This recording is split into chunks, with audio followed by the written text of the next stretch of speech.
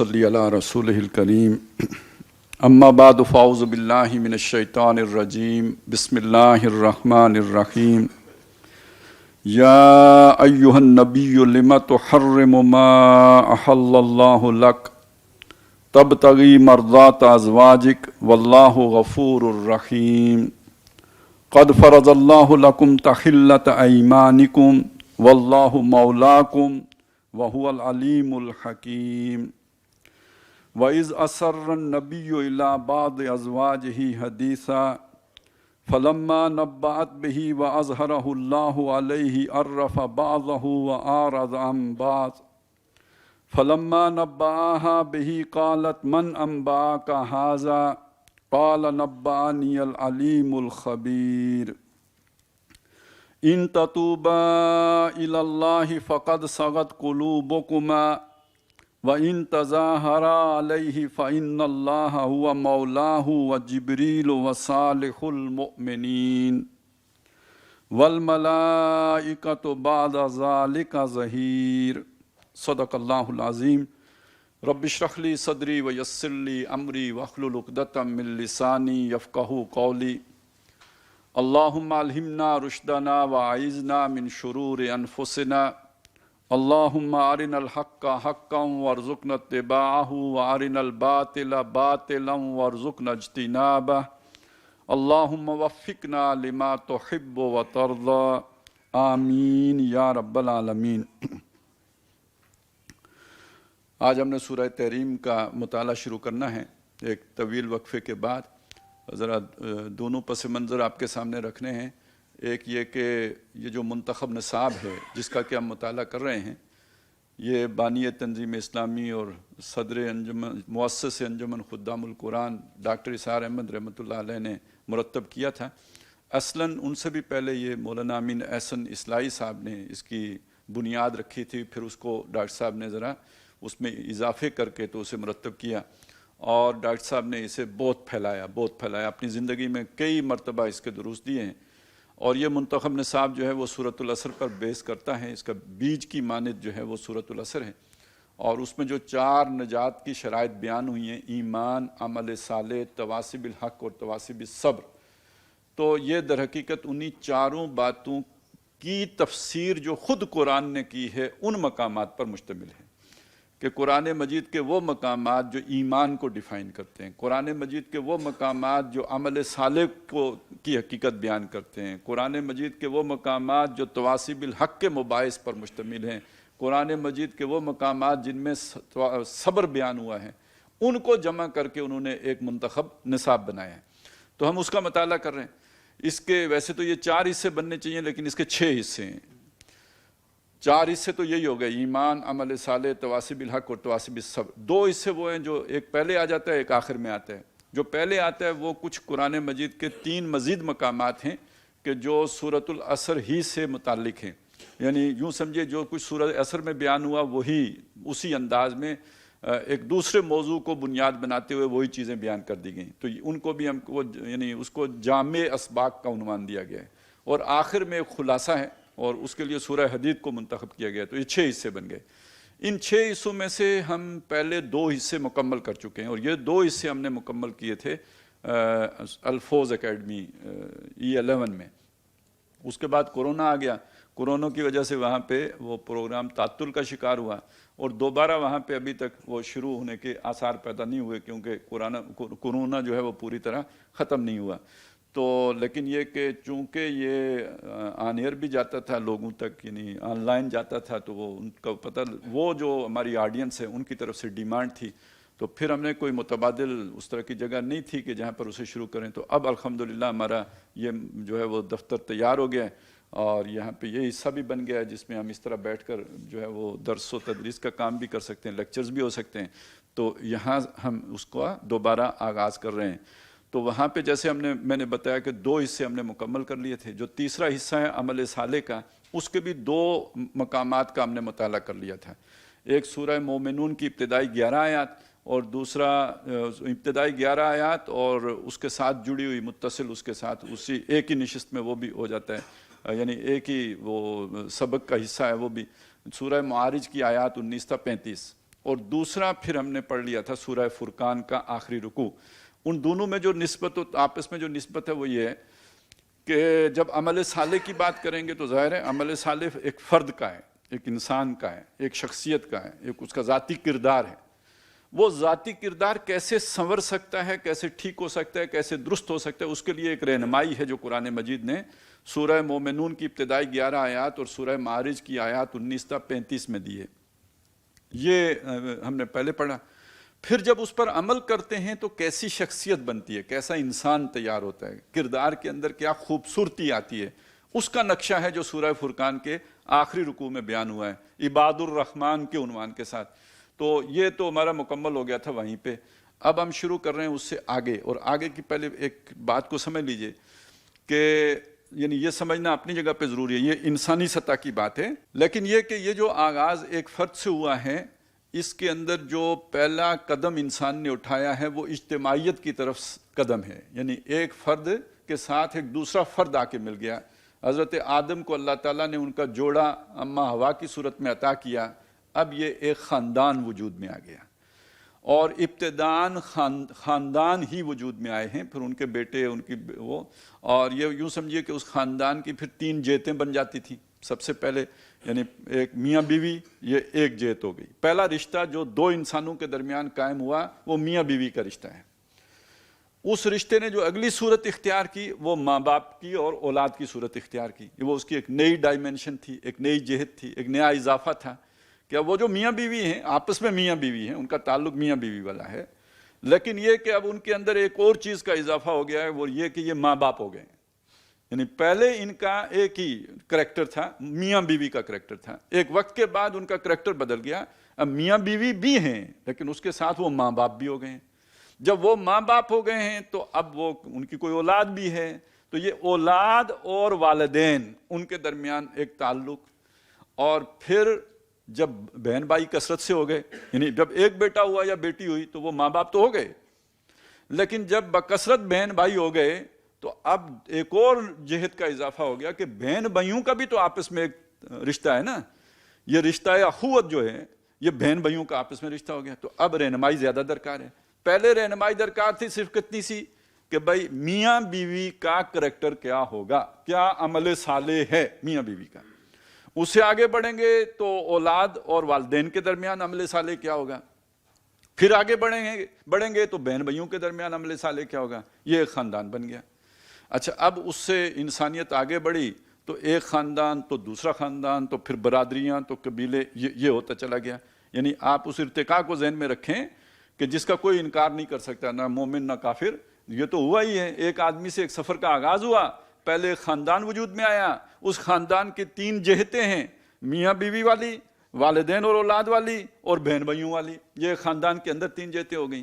پھر اس کے بعد ایک نیا سٹیپ یا نئی پوڑی یا نیا درجہ جو آیا ہے وہ یہ 2 خاندانوں کا آپس میں تعلق.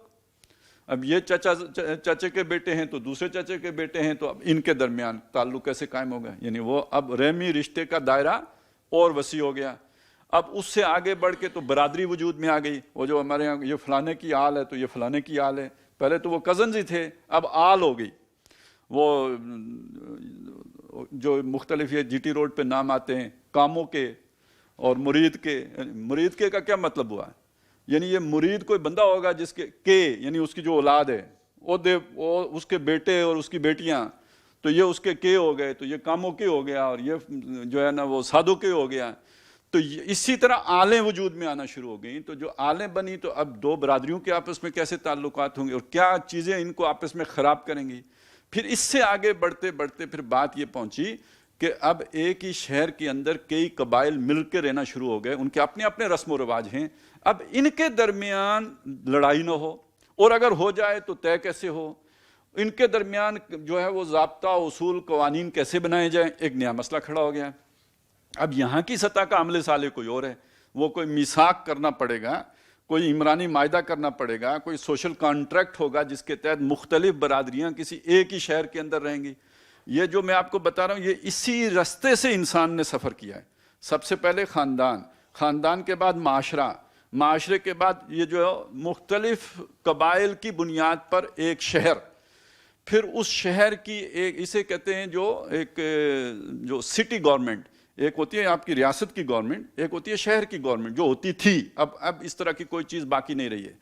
یہ جس دور میں سقراط تھا یا ارسطو لوگ تھے، یہ اس دور میں بھی انسان یہیں پہنچا تھا، اور اسی پر جو ہے وہ ساری وہ ان کے کلام کی سطح تھی.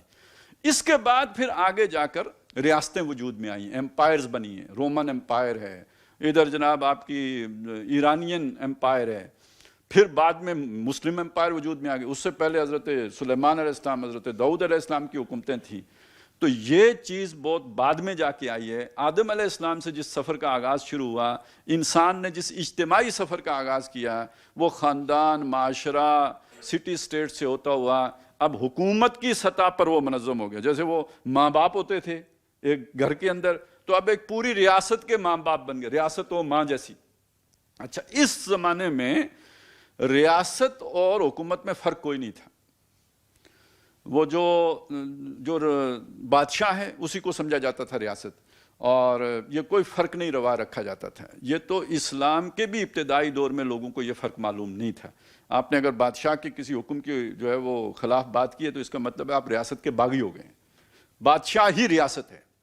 لیکن پھر جب سفر آگے بڑھا، آہستہ آہستہ انسان پھر اس حقیقت پہنچا کہ نہیں، حکومت علیحدہ شے ہے، ریاست علیحدہ شے ہے. یہ ساری انسانی عقل ہے، یہ انسانی سمجھ ہے جو آگے بڑھ رہی ہے. پھر اب اس کی انتہا کہاں پہ ہوگی؟ انتہا وہاں پہ جا کے ہوگی کہ جب پوری دنیا میں ایک حکومت قائم ہو جائے گی. وَإِذْ قَالَ رَبُّكَ لِلْمَلَائِكَةِ إِنِّي جَاعِلٌ فِي الْأَرْضِ خلیفہ. تو وہ جو سفر شروع ہوا حضرت آدم علیہ السلام سے پہلے خلیفہ سے، اس کی تکمیل کب ہوگی؟ جب پورے کرۂ ارض پر تمام انسانوں کے لیے ایک حاکم بن جائے گا. حاکم نہیں، ایک خلیفہ وجود میں آ جائے گا. اور اس حیثیت میں اللہ تعالیٰ نے متعین فرمایا تھا محمد رسول اللہ صلی اللہ علیہ وسلم، وَمَا أَرْسَلْنَاكَ إِلَّا كَافَّةً لِلنَّاسِ بَشِيرًا وَنَذِيرًا. تمام انسانوں کے لیے آپ کو بشیر و نذیر بنا کے بھیجا ہے. اور وَمَا أَرْسَلْنَاكَ إِلَّا رَحْمَةً لِلْعَالَمِينَ، پورے گلوب کے لیے، عالم کے لیے آپ کو رحمت بنا کے، ساری مخلوق کے لیے رحمت بنا کے بھیجا ہے. تو حضور کے چونکہ آگے امت ہے، تو اس امت میں سے جب کوئی شخص بنے گا تو وہ حضور کے بیاف پہ بنے گا، وہ حضور کی طرف سے ہوگا. وہ جیسے ہے نا بلغوا عنی ولو آیۃ. تو یہ اب سمجھ لیجئے کہ یہ ہے ایک سفر ہمارا. اب ہر سطح پہ عمل صالح مختلف ہوگا. دیکھیے، ایک فرد کا عمل صالح ہم نے پڑھ لیا. اب جب وہ آگے بڑھ کر خاندان بنا تو خاندان کا عمل صالح کوئی اور ہے، اس کے لیے رہنمائی کچھ اور ہے. پھر آگے بڑھ کر جب ایک معاشرے کی صورت اختیار کرے گا تو اس کے لیے عملی رہنمائی کوئی اور ہوگی، اور ریاست کی سطح کی عملی رہنمائی کوئی اور ہے. اور جب ایک گلوبل ولیج تو بن گیا ہے، لیکن جب ایک گلوبل سٹیٹ وجود میں آئے گی اور گلوبل گورنمنٹ وجود میں آئے گی تو اب ایک نئی چیز، قرآن کی ایک نئی جہت ہمارے سامنے کھل کے آئے گی. یہیں سے وہ شے نکلے گی، لیکن یہ کہ وہ ابھی تک نکلی ہے نہیں، وہ بیج کی صورت میں قرآن مجید میں موجود ہے. وہ ابھی درخت نہیں بنا ہے، وہ بنے گا، انشاءاللہ بنے گا. اور یہ آسماں ہوگا سحر کے نور سے آئینہ پوش، یہ منزل آئے گی.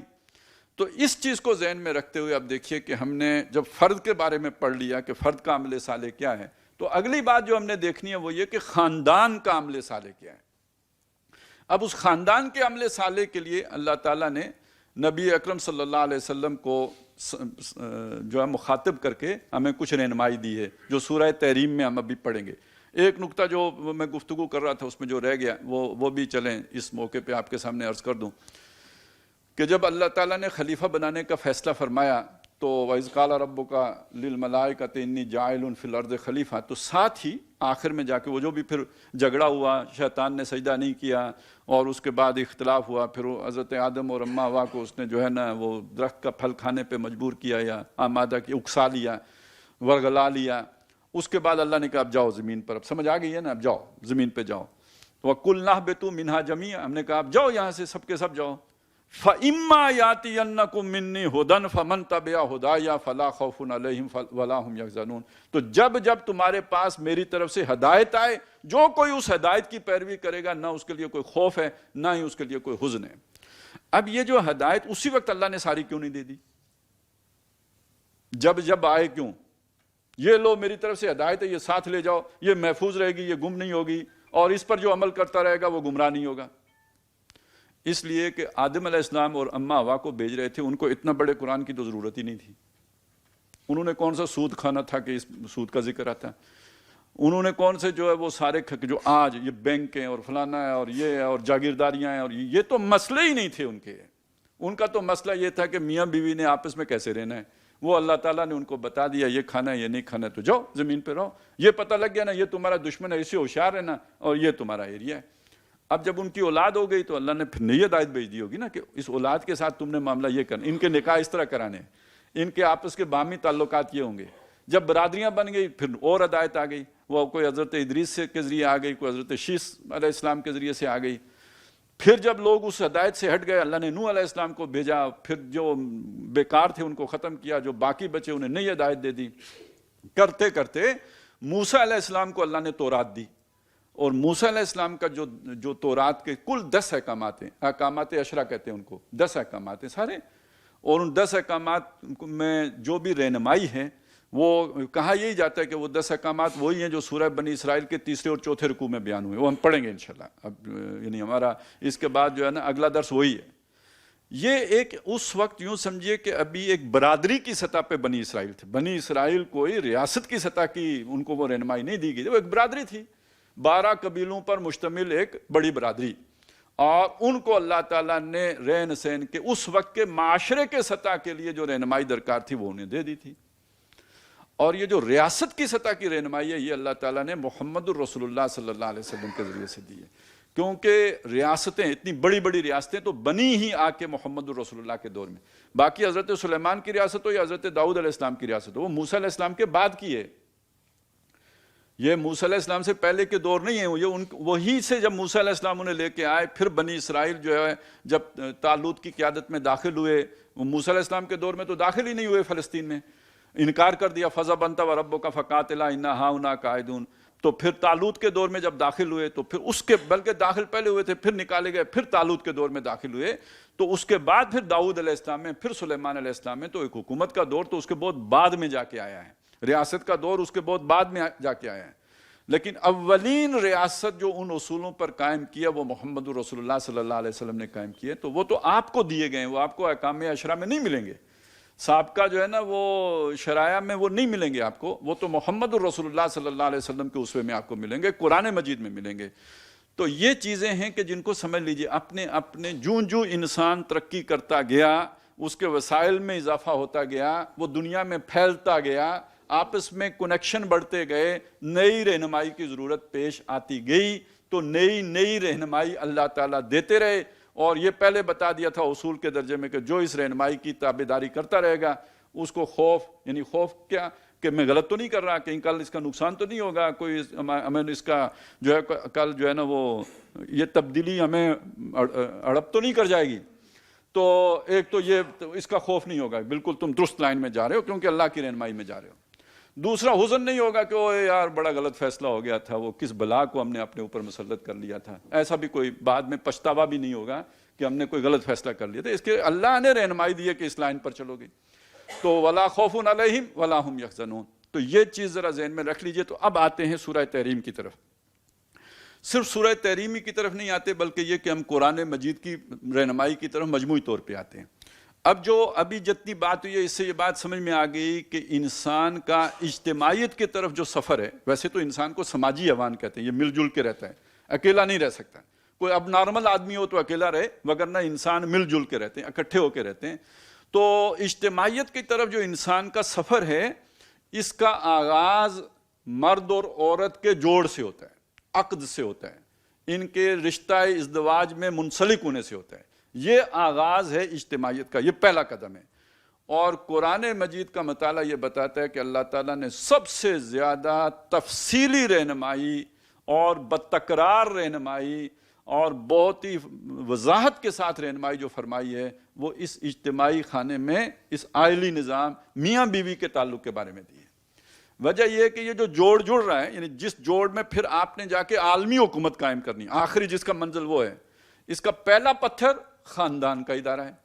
یہ اگر غیر مستحکم رہ گیا، یہ اگر مضبوط نہ ہوا، یہ اگر اس کا جوڑ مضبوط نہ بیٹھا تو یہ تو پوری عمارت ہی کمزور کھڑی ہوگی۔ وہ جو کہتے ہیں نا خشت اول چون نہد مامار کج تاس ہو رہی میر اود دیوار کج، آپ نے پہلی اینٹ ہی غلط رکھ دی تو آپ جتنی چوٹی تک چلے جائیں گے دیوار ٹیڑھی ہی رہ جائے گی، اور یہ جب دیوار ٹیڑھی ہوگی تو پھر خرابی پیدا ہو، پورا تمدن بگڑ جائے گا، پوری تہذیب کا جنازہ نکلے گا۔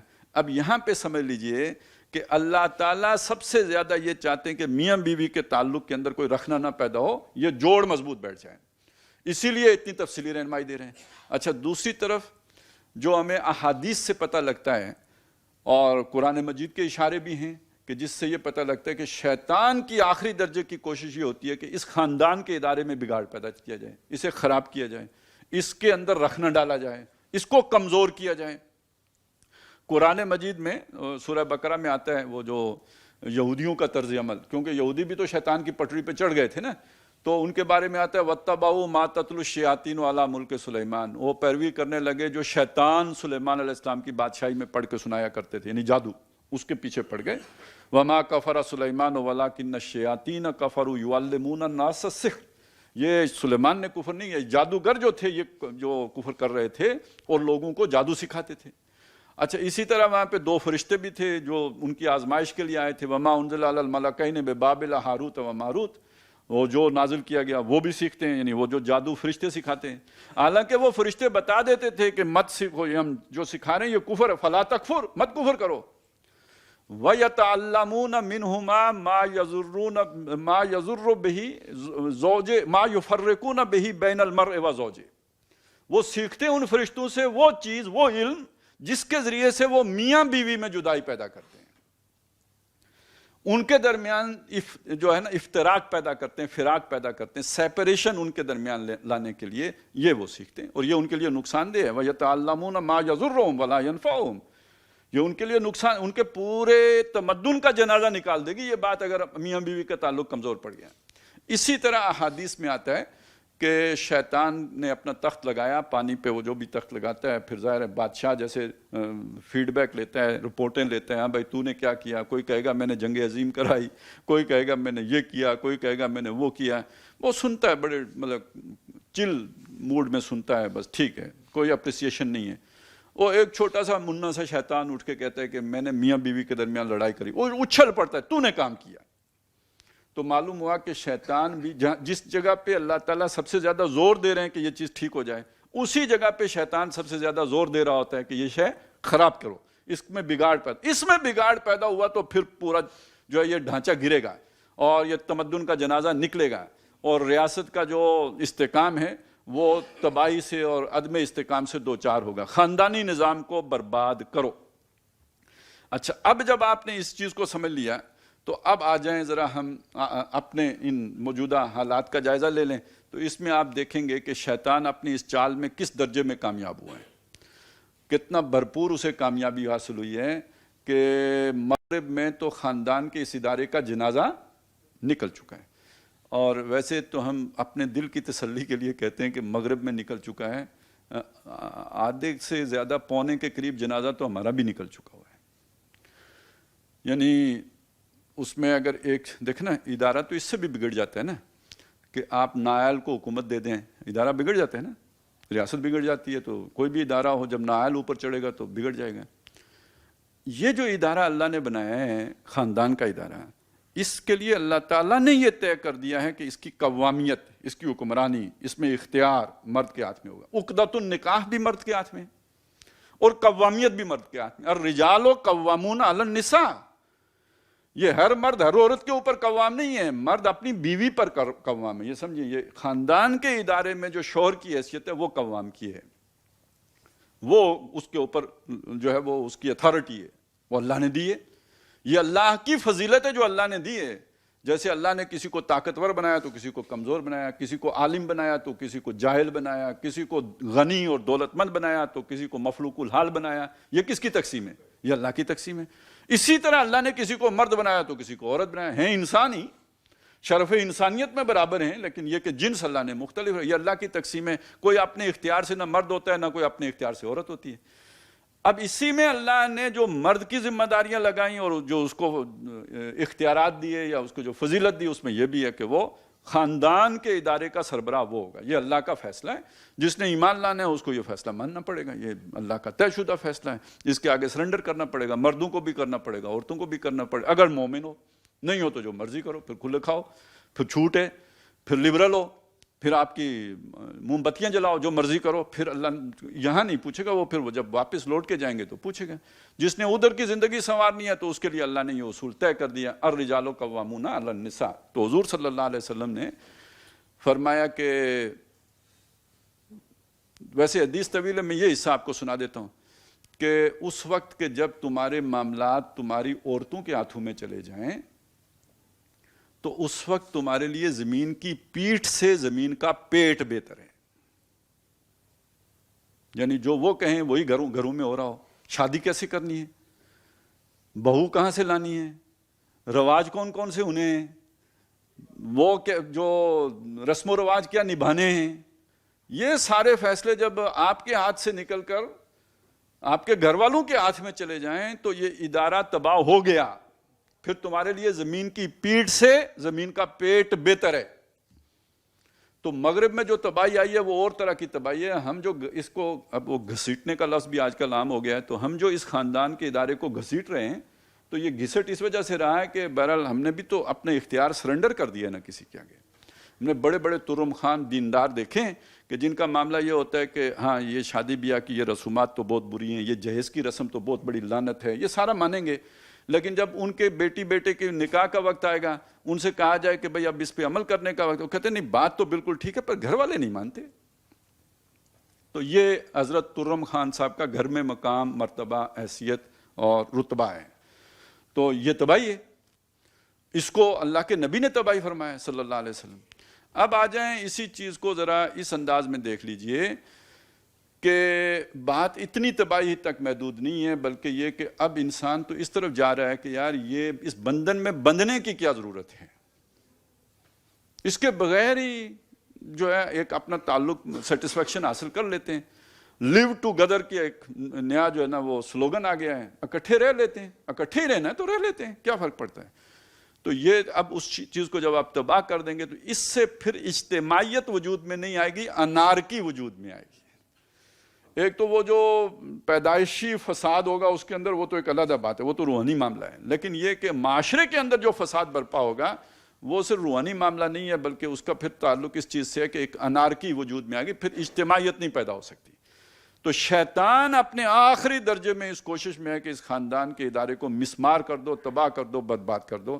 تو اس حوالے سے گویا ہمارے لیے اس کی بڑی اہمیت ہے کہ ہم اس کے جو ہے قرآن کے کسٹوڈین ہونے کے ناطے ہم اس ادارے کے تحفظ کے وکیل بن کر, محافظ بن کر, فوجدار بن کر کھڑے ہوں, بتائیں لوگوں کو کہ یار یہ بڑی اہم ضرورت ہے, اس کے بغیر تو انسانیت تباہی کے سے دوچار ہو جائے گی, برباد ہو جائے گی اور تباہی کے گھاٹ اتر جائے گی.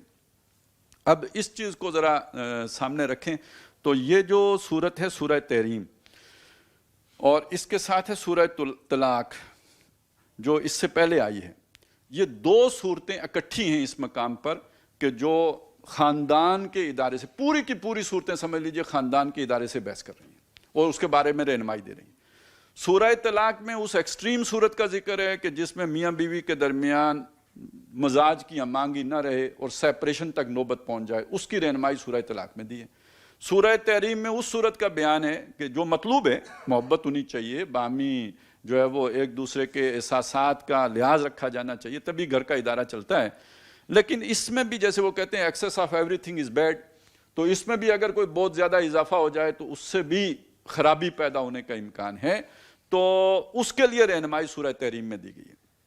ویسے تو بڑی تفصیلی رہنمائی سورہ بقرہ میں بھی ہے. اچھا, ویسے اس میں اور اس میں ایک بڑا ربط و تعلق بھی ہے. سورہ بقرہ کے 2 پارے تقریباً پہلوں کے بعد 4 رکوع ایسے آتے ہیں کہ وہ 27واں, 28واں, 29واں, 30واں, وہ جو 4 رکوع جس میں یہ طلاق کے احکام دیے گئے ہیں کہ طلاق کیسے دینی ہے, پھر وہ باہمی رشتہ تعلق اس کے بارے میں. ادھر آخری 2 پارے چھوڑ کے 29واں, 30واں, اس سے پہلے 28ویں پارے کے آخر میں یہ بھی 4 ہی رکوع ہیں, 2 صورتیں, رکوع 4 ہی ہیں. اس میں یہ جو ہے وہ رہنمائی ہمارے سامنے رکھی گئی ہے. تو یہ بھی ایک تناسب بھی خاص ہے کہ بھئی وہ یوں سمجھے ایک بریکٹ بنائی گئی ہے اول اور آخر میں 2 پارے چھوڑ کر کہ جس میں خاندانی نظام کی اصلاح کے لیے رہنمائی دی. بیچ میں بھی بہت سی ہے، سورہ نور تقریباً درمیان میں آگئی 18ویں پارے میں، پھر اس کے بعد سورہ احزاب ہے، اور سورہ مجادلہ میں بھی ہے، ادھر سورہ نساء میں بھی ہے پیچھے.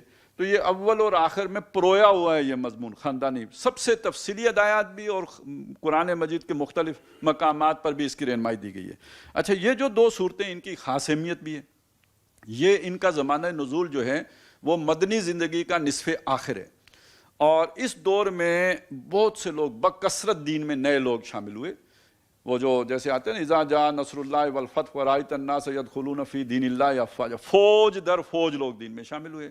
اب جو فوج در فوج شامل ہوئے، ان کی تربیت کا وہ معیار تو نہیں تھا جو حضرت ابو بکر کی ہوئی یا جیسے صحبت باقی صحابہ کو میسر آئی. یہ نئے شامل ہونے والوں کو ویسی صحبت تو میسر نہیں آئی، نہ ان کا وہ اس طرح کا معیار تھا. اسی لیے تو قرآن نے بتا دیا کہ قالت الاعراب آمنا قل لم تؤمنوا ولکن قولوا اسلمنا ولما يدخل الایمان فی قلوبکم. تو بہت سے لوگ ایسے بھی تھے.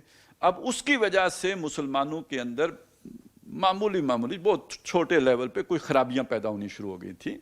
وہ آپ کہیں آٹے میں نمک کے برابر خرابیاں پیدا ہونا شروع ہو گئی تھی. تو اس پر اللہ تعالیٰ نے اس وقت متنبع کر دیا. اچھا، میں اسے اگر دوسرے طرح بیان کروں تو یوں کروں گا کہ شیطان نے اس برائی کے بیج ڈالنا، بکھیرنا شروع کیے تھے، تو اللہ نے بر وقت ہوشیار کر دیا، بر وقت خبردار کر دیا، بر وقت چوکنا کر دیا.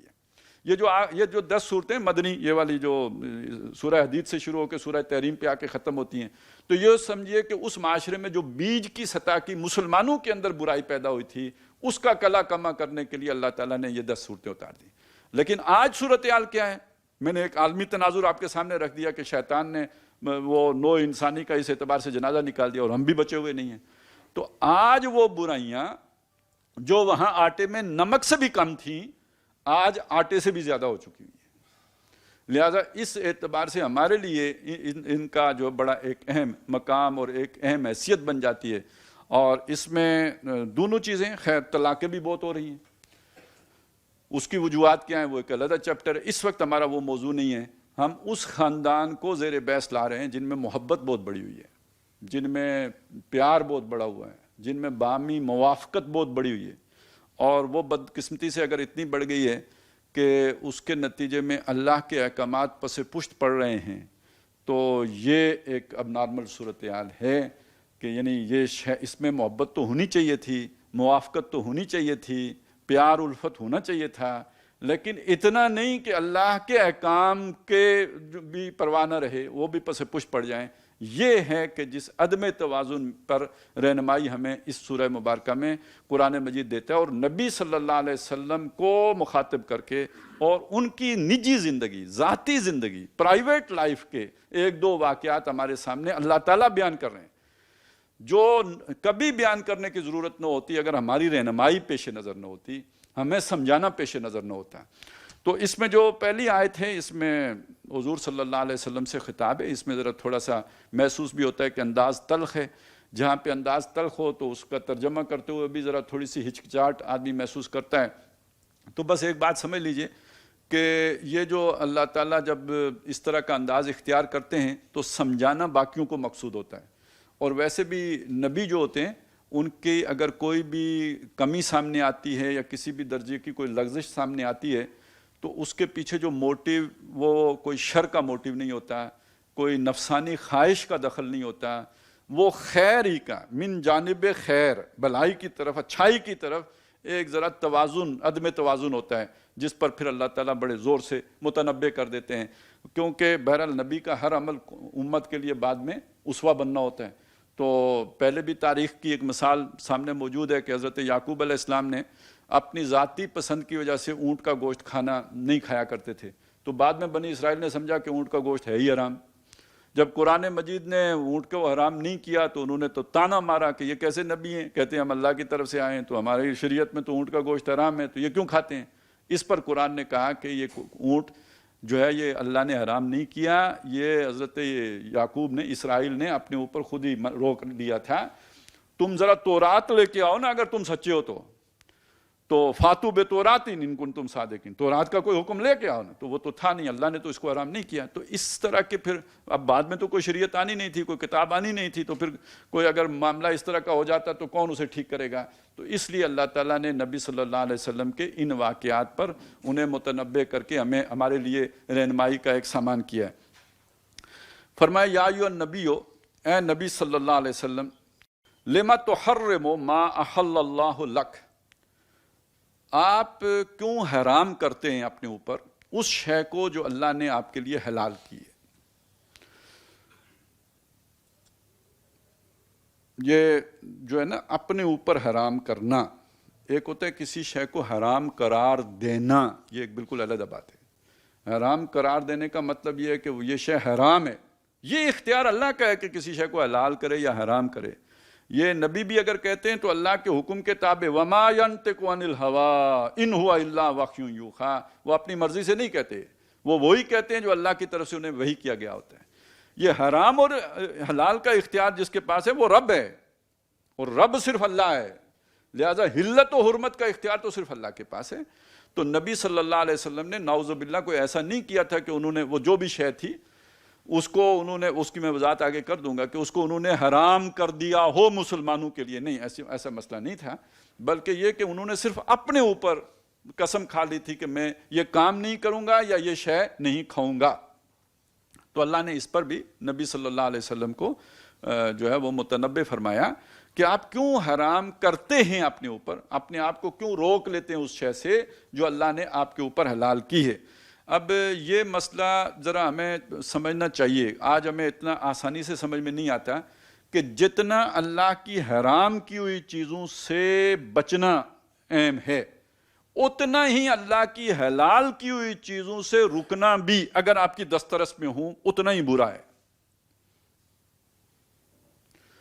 ہمارے تو تصورات نیکی کے بالکل تلپٹ ہو گئے نا، ان تصورات میں یہ ہے کہ جی وہ بس آپ نے روٹیاں ساری زندگی 2-2.5 روٹیاں ہی کھانی ہیں، پتہ نہیں 4 نوالے کھانے ہیں روز کے، کیا کوئی ایک نصاب ہے؟ بھئی 5واں کس نے حرام کیا ہے؟ کوئی بعد میں بزرگ پیدا ہوئے ہیں جنہوں نے حرام کیا ہے، تو حرام کرنا تو اللہ کا کام ہے، یہ کس نے حرام کر دیا ہے؟ آپ نے پھٹے پرانے کپڑے پہننے، ٹاکیاں لگی ہوئی ہیں اس کے اوپر، اور پھر یہ کہ اور بھی زیادہ نیک آپ تب ہوں گے جتنے زیادہ میلے کچیلے ہوں گے، اور جس کے اوپر جتنی میل چڑھی ہوگی اتنے اس کے درجے بلند ہوں گے۔ یہ سارے تصورات ہیں نا، اسی کی تو نفی کی ہے قرآن نے کہ یہ اللہ کی زینت کو کس نے حرام کیا ہے۔ من حرم زینت اللہ، اللہ کی زینت کو کس نے حرام کیا ہے؟ جو اس نے اپنے بندوں کے لیے نکالی ہے۔ تو دنیا میں بھی جو بھی کافروں کو بھی ملتا ہے وہ اللہ کے بندوں کے صدقے ملتا ہے، تو تم نے اپنے اوپر کیوں حرام کر لی ہے؟ تو یہ لوگ جو اپنے اوپر شریعت سے بڑھ کر جو چیزیں لاد لیتے ہیں کہ یہ بھی نہیں کرنا اور وہ بھی نہیں کرنا اور وہ بھی نہیں، یہ انہیں معلوم ہونا چاہیے۔ ٹھیک ہے، جذبہ اللہ کو راضی کرنے کا ہوتا ہے، لیکن اللہ کو راضی کرنے ہی کے جذبے کے تحت پچھلوں نے جو ہے وہ راہبانیت نکال لی تھی نا، وَالرَّهْبَانِيَّةَ ابْتَدَعُوهَا مَا كَتَبْنَا عَلَيْهِمْ، ہم نے ان پر فرض نہیں کی تھی، إِلَّا ابْتِغَاءَ رِضْوَانِ اللَّهِ، کوئی شیطان کو خوش کرنے کے لیے راہبانیت نہیں شروع کی تھی، اللہ کی رضا جوئی کے لیے راہبانیت شروع کی تھی۔ تو آپ اچھی نیت سے کہتے ہیں فلانا بڑا مخلص ہے، اور بھائی مخلص آدمی بھی تو غلطی کر سکتا ہے نا۔ تو خلوص و اخلاص کا یہ مطلب نہیں ہے کہ آپ سے غلطی نہیں ہو سکتی، خلوص و اخلاص کا یہ مطلب نہیں ہے کہ آپ غلط رخ پہ نہیں جا سکتے۔ آپ کا خلوص اخلاص اپنی جگہ، آپ کی نیت کا اچھا ہونا اپنی جگہ، لیکن یہ کہ آپ شریعت کے دائرے سے نکل گئے تو آپ گمراہ ہیں، جتنے مخلص ہوں بے شک ہوا کریں آپ۔ تو اب اس کو سمجھ لیجئے کہ صحابہ کرام کو سورہ بقرہ میں، سورہ جو ہے وہ مائدہ میں، وہاں پہ کچھ چیزیں ان کے ہاں پہلے سے حرام چلی آ رہی تھی اس شرکیہ نظام کے اندر۔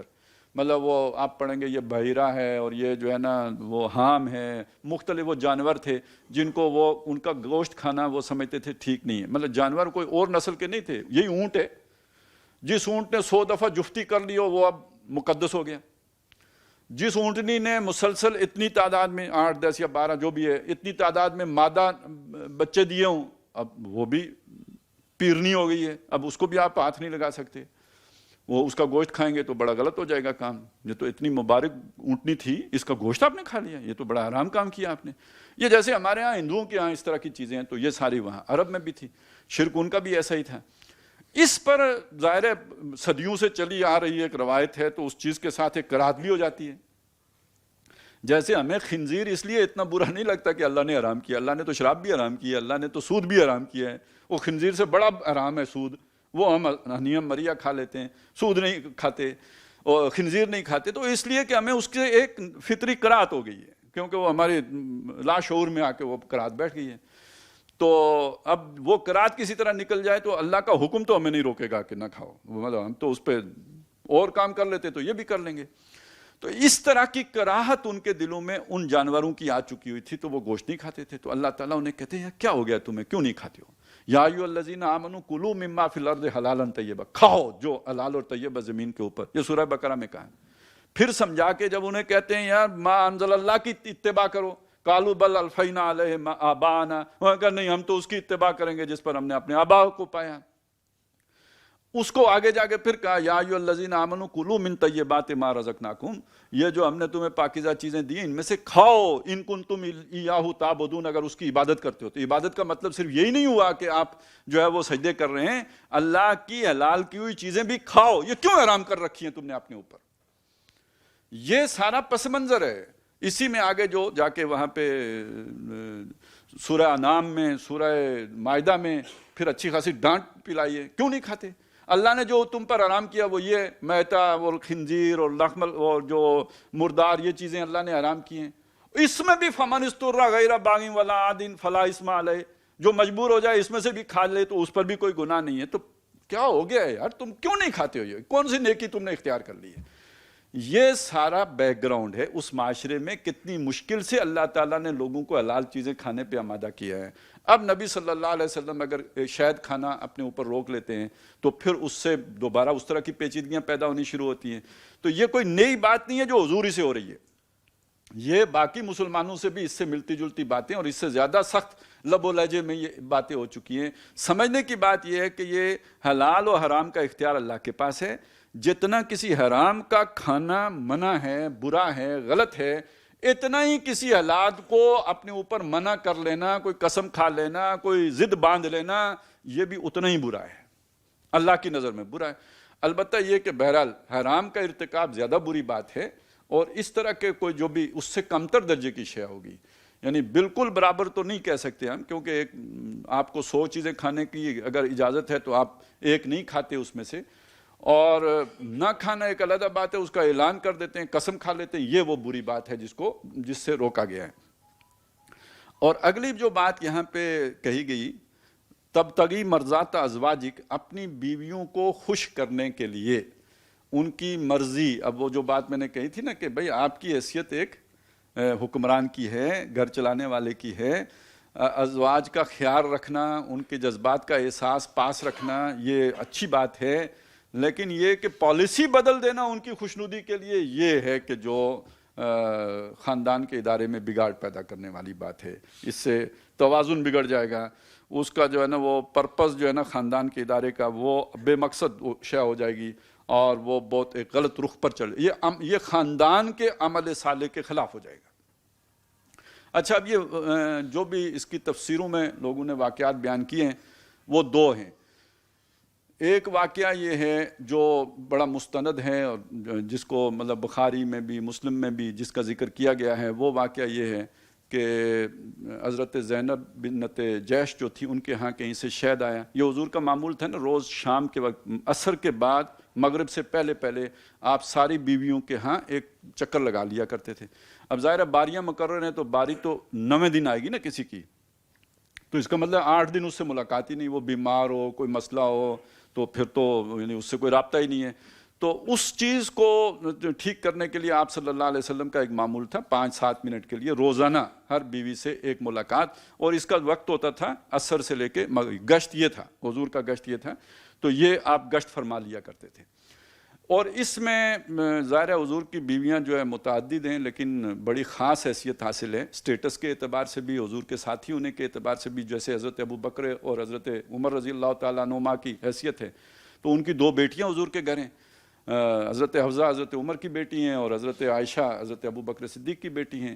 تو ان دونوں خواتین کی باقی جو حضور کی ازواج ہیں ان کے اوپر ان کو ایک خاص مطلب ان کا ایک مقام ہے، مرتبہ ہے، حیثیت ہے۔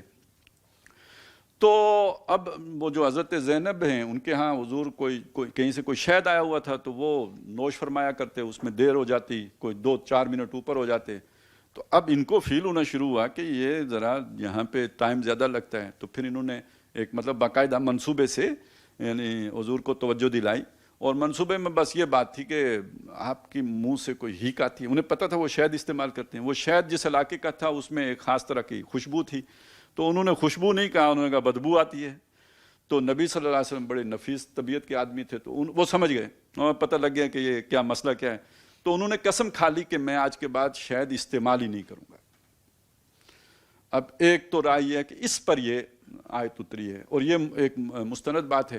ایک اور بھی بات کی گئی ہے جو بہرحال یعنی وہ مرسل حدیثیں ہیں، وہ باقاعدہ یعنی مرفوع حدیثیں تو نہیں ہیں، ان میں یہ باتیں آئی ہیں کہ جو نبی صلی اللہ علیہ وسلم کی ایک کنیز تھی جو ماریہ قبطیہ، ویسے یہ بات سمجھ لیجئے کہ وہ حضور کی کنیز تھی، وہ خاندانی کنیز نہیں تھی، یعنی ان کو مصر کے جو بادشاہ تھا مقاوقس، جس کی طرف حضور نے اپنا خط ایلچی بھیجے تھے، وہی حضرت حاتب جن نے انہیں ایک خط وہ مکے والوں کو بھی لکھ دیا تھا، تو وہ خط لے کے گئے تھے نبی صلی اللہ علیہ وسلم کا مصر کے بادشاہ کے پاس۔ تو جیسے عیسائیوں کا عام طور پہ معمول رہا کہ انہوں نے حضور صلی اللہ علیہ وسلم کے ایلچیوں کی قدر بھی کی ہے، ان کا اعزاز بھی کیا ہے، انہوں نے چاہا بھی ہے کہ وہ ایمان لے آئیں لیکن پوری سلطنت کے سمیت، تو اس مصر کے بادشاہ نے بھی حضور کے جو سفیر تھے ان کا اکرام کیا، عزت کی، اور حضور کی خدمت میں طائف بھیجے، گھوڑا بھیجا، اور ایک یہ جو 2 خواتین بھیجی، ایک تو حضور نے حضرت حسان بن ثابت کے نکاح وہ ان کے حوالے کر دی، اور دوسری یہ جو ہیں انہیں خود رکھ لیا بطور کنیز۔ تو یہ بادشاہ اس زمانے میں یہ تہذیب کا یہ حصہ تھا، لہٰذا آپ صلی اللہ علیہ وسلم نے انہیں رکھ لیا، اور یہ خاندانی عورت تھی، مطلب یہ نہیں کہ وہ اس کی بھی کنیز تھی، بلکہ انہوں نے یہ کہلا بھی بھیجا تھا کہ یہ عام کنیزیں نہیں ہیں، یہ ہم نے اپنے خاندان کی جو ہے نا خواتین آپ کو دی ہیں۔ تو ظاہر ہے مصر اور پھر وہ روم کا جو بھی وہ تھا معاملہ، تو ان کی طرف نبی صلی اللہ علیہ وسلم کی رغبت زیادہ ہو گئی، اور طبعی سی بات ہے۔ تو اس پر بھی جیسے وہ ہوتا ہے ایک کہ ہماری نسبت کسی اور کو اگر ترجیح ملے تو جیسے ایک بات ہوتی ہے، تو اس پر ایک ریئیکشن آیا باقی خواتین کی طرف سے، انہی کے بطن سے حضرت ابراہیم ہے جو چھوٹی عمر میں ہی وفات پا گئے تھے، تو جن کے بارے میں حضور صلی اللہ علیہ وسلم نے فرمایا تھا کہ اگر ابراہیم زندہ رہتا تو وہ نبی ہوتے، تو یہ تو ایک بات ہے نا، وہ لاء کے ساتھ ہی ہے۔ تو وہ ابراہیم انہی کی جو ہے نا بطن سے پیدا ہوئے تھے، ماریہ قبطیہ، قبطی یعنی وہ جو مصر میں رہنے والے لوگ ہیں۔ تو جب یہ والا اعتراض بیویوں نے کیا تو اس پر حضور نے قسم کھا لی کہ میں ان کے پاس آئندہ بعد نہیں جاؤں گا۔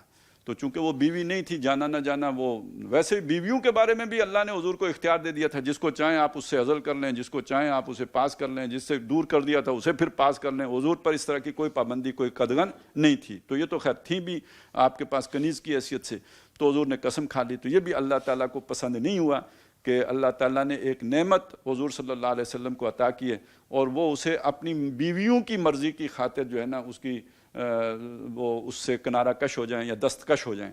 تو اس لیے اللہ تعالیٰ نے اس پر پھر نبی صلی اللہ علیہ وسلم کو فرمایا کہ اپنی بیویوں کی مرضی حاصل کرنے کے لیے آپ اللہ کی حلال کی ہوئی شے کو اپنے اوپر کیوں روک کرتے ہیں، کیوں روک لیتے ہیں، کیوں اسے حرام کرتے ہیں اپنے اوپر۔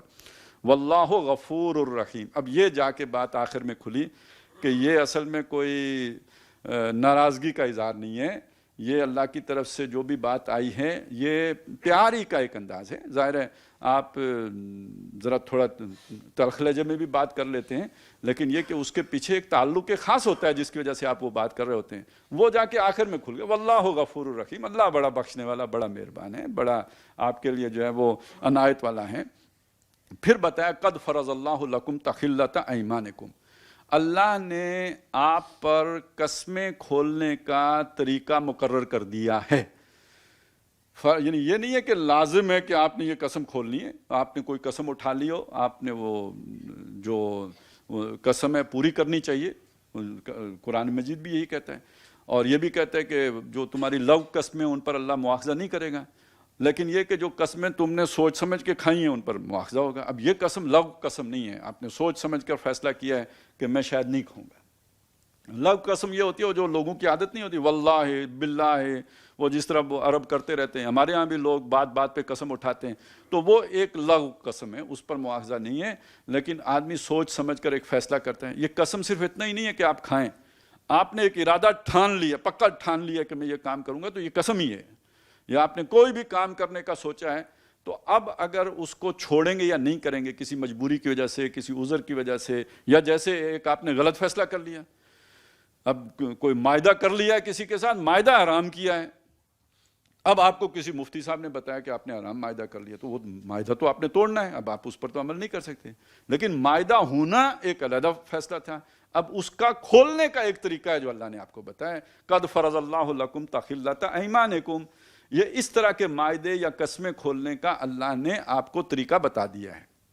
وہ طریقہ سورہ مائدہ آیت نمبر 89 اس میں اللہ نے بیان کیا ہے. اس کا طریقہ کیا ہے کہ آپ جو ہے یا تو وہ جو ہے وہ کوئی 10 مسکین ہیں ان کو کھانا کھلائیں گے, یا ان کو کپڑے پہنائیں گے, یہ ہے, اور جو یہ یا غلام کو آزاد کریں گے. یہ 3 تو اس کے اساسات ہیں. اگر یہ نہ کر سکیں, یعنی آپ وہ اتنی وسعت نہیں ہے, مقدرت نہیں ہے کہ آپ 10 مسکینوں کو کھانا کھلائیں, یا یہ کہ آپ انہیں کپڑے لا کے دیں, یا یہ کہ آپ کسی غلام کو آزاد کریں, تو پھر یہ ہے کہ 3 روزے رکھ لیں. یہ طریقہ اللہ نے بتایا. تو اپنے معاہدے, ایسے معاہدے جو غلط معاہدے کر لیے ہوں کسی غلطی کی وجہ سے, یا کوئی بھی آپ نے آپس میں ہی کوئی عہد باندھ لیا ہو اور اب باہمی رضامندی سے اپنا وہ عہد ختم کر رہے ہیں. آپ نے سوچا تھا کہ ہم جناب اس سال عمرہ کرنے چلیں گے, لیکن یہ کہ نہیں یار اس سال تو بیوی مطلب وہ بچی کے ہاتھ پیلے کرنے ہیں, تو پھر آئندہ, تو آپ نے اللہ سے عہد کر کے اب اس سے پیچھے ہٹ رہے ہیں. ٹھیک ہے, یہ پریورٹیز کا مسئلہ ہے, آپ نے طے کر لیا کہ یہ زیادہ بڑی ذمہ داری آپ پر آ گئی ہے, لیکن اب آپ نے اس پر اس کو کھولنے کا یہ طریقہ رکھنا ہے. اور یہ سارا طریقہ اس لیے بھی ہے تاکہ معاہدے کو ہلکا نہ سمجھا جائے. اور کون سا قرآن و حدیث ہوتے ہیں, آخر لوگوں نے سمجھا ہے نا, تو تب کہہ دیا بھئی معاہدہ ہی کیا تھا نا, توڑ دیا, اللہ اللہ خیر صلی. میں اپنے معاہدے سے دستبردار ہوتا ہوں, بڑی آسانی سے لوگ کہہ دیتے ہیں ٹھیک ہے میں نے کیا تھا کہ میں یہ کام یوں نہیں کروں گا, لیکن یہ ہے کہ میں دستبرداری اختیار کر لیتا ہوں. تو یہ صرف ہماری عورتیں ہی تو نہیں کہتی نا میرا جسم میری مرضی, وہ کہتے ہیں میرا اختیار میری مرضی, میں جب چاہوں معاہدہ کروں, جب چاہوں توڑ دوں. تو ایسی بات نہیں ہے کہ آپ جب چاہیں معاہدہ کریں اور جب چاہیں توڑ دیں. یہ ذمہ داری کا کام ہے. اس کی سیریسنس کا معاملہ یہ ہے کہ جب اسے کھولا جائے یا توڑا جائے, یا بے شک آپ نے غلط معاہدہ بھی کر لیا, تو اس کو کھولنے کا طریقہ اللہ تعالیٰ نے بتایا کہ اسے یوں کر کے کھولیں. قد فرض اللہ لکم تحلۃ ایمانکم واللہ مولاکم. اللہ تمہارا مولا ہے. اب یہ مولا کا لفظ بھی بڑا جامع ہے. وہ تمہارا حمایتی ہے, تمہارا مددگار ہے, تمہارا پشت پناہ ہے, تمہارا ہر طرح سے حاجت روا ہے, تمہارا غوث ہے, تمہارا جو ہے فریاد رس ہے. وہ مولا ہے تمہارا. ہوا مولاکم وہو العلیم الحکیم. وہ علم والا ہے, حکمت والا ہے. اس نے جو احکام دیے ہیں وہ اپنے علم اور حکمت کی بنیاد پر دیے ہیں, اور یہ جو بھی آپ کو رہنمائی دی ہے اپنے علم و حکمت کی بنیاد پر, العلیم الحکیم. تو اس سے زیادہ علم کسی کے پاس نہیں ہے. تو تم اتنے حکیم نہیں ہو سکتے. آج کے انسان کو مخاطب کر کے اگر آپ دیکھیں کہ ہم جی اپنی مرضی اور ہم اپنی سوچ, اور ہم تو اب ستاروں پہ کمنڈ ڈالتے ہیں, لہٰذا زمین کا نظام بھی ہم چلا لیں گے. تو بہرحال یہ قرآن مجید کتاب اور یہ احکام جو اللہ نے دیے ہیں, یہ اس العلیم اور الحکیم نے دیے ہیں. تو وہ جتنا تمہاری ضرورتوں سے, تمہارے حوالے سے شیطان کی شرارتوں سے واقف ہے, تم خود اتنے واقف ہو نہیں سکتے. تو اس نے اپنے علم و حکمت سے تمہیں یہ رہنمائی عطا کی ہے. تو آج میرا خیال ہے اسی پر ہم کفایت کرتے ہیں. انشاءاللہ تعالی اگلی نشست میں پھر ہم آیت نمبر 3 سے آگے چلیں گے. بارک اللہ لی ولکم فی القرآن العظیم ونفعنی وایاکم بالآیات والذکر الحکیم.